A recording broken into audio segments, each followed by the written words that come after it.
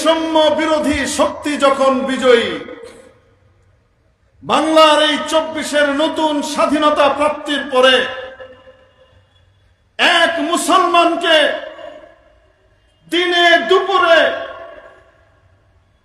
সত্য কথা বলার কারণে মুসলিমদের পক্ষে আইনজীবী হয়ে দাঁড়াবার অপরাধে, ইসলামের পক্ষ নেওয়ার কারণে দিনে দুপুরে আদালত চত্বরে কুপিয়ে জবাই করে হত্যা করা হয়েছে। গোটা বাংলার উপরে আযাব নামার অপেক্ষায় থাকো। যে বা যারা হত্যা করেছে তারা এই দেশের শত্রু, তারা এই জাতির শত্রু, তারা তাদের হিন্দু জাতিরও শত্রু। কারণ তাদের এই অন্যায়ের কারণে যে আযাব আসবে, যে দুর্ভিক্ষ আসবে, যে খাদ্য সংকট তৈরি হবে, সেটা আল্লাহর পক্ষ থেকে আযাব হিসেবে আসবে। ঠিক কি ঠিক না?